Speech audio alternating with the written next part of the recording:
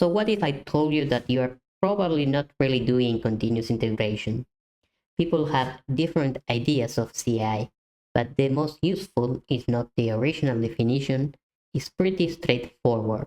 Every developer commits at least daily to a shared timeline. This means that we are merging our feature branches into the main trunk once per day or more often. Every commit triggers an automated build and test cycle, and if the build or test fails, it is repaired within 10 minutes. So the question is, are you doing CI? In his blog post, Martin Fowler shared a description of an informal CI certification process performed by Jess Humble, the author and creator of Continuous Integration, along with Dave Hartley, linked in the description. So Jess begins the certification by asking his audience to raise their hands if they think they're doing continuous integration.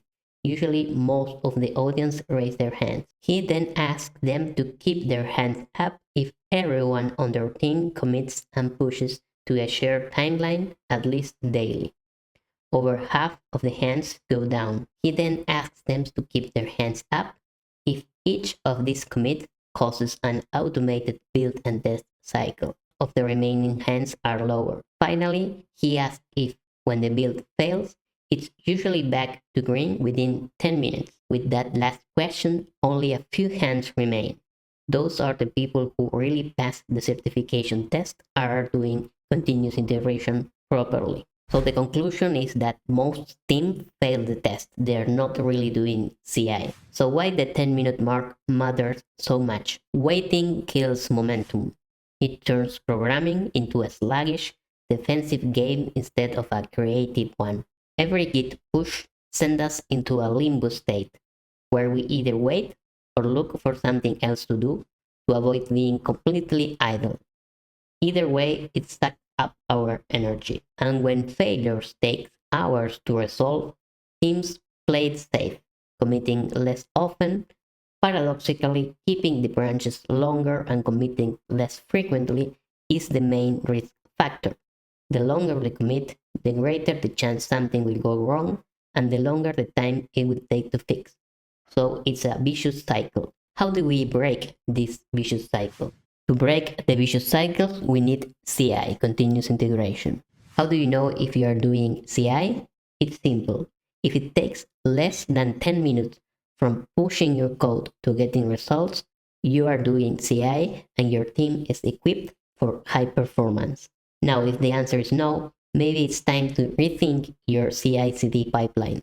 Just because the codebase has 10,000 lines of code, it doesn't mean we must resign ourselves to waiting. These days, machines are crazy fast and almost all tests can be parallelized. But we need to put in the time to figure out what's wrong and how to optimize our pipelines. This is a conscious effort and an investment. Practicing CI takes 6 elements in total. In order to properly do continuous integrations, we need these 6 elements. Automation is the foundation. The only thing you should need to get things started is push the code to the repository. Tests should make you reasonably confident that everything is okay and you can move forward with the deployment. Practices like TDD or BDD can be really helpful to build a test suite and design the system to be testable. Identifying and fixing slow tests should be a priority, either by refactoring them, taking them out of the test rotation, or running them only on special occasions. We can make our test suite faster using more powerful machine. The 10-minute mark is easier to achieve when you have loads of CPUs and RAM, which is cheaper than ever, honestly. We can split our test suite in parallel jobs. We can scale our testing horizontally by using more machines and running tests in parallel. And finally, we need stable tests, meaning that tests that do not flake. A flaky test is one that fails or passes randomly, typically caused by timing condition or a dependency on external services. These tests are an endless cause of frustration and they slow our work tremendously. As with slow tests, we need to identify these flaky tests and quarantine them or fix them. So are you really doing CI? If your pipeline takes longer than 10 minutes, it's time to take a hard look at your process. Optimize now, and your future self will thank you later. Thank you for watching. My name is Tommy, and I'm from Semaphore. I hope you liked this video. If you did, hit that like button and subscribe for more content. Take care and see you on the next one.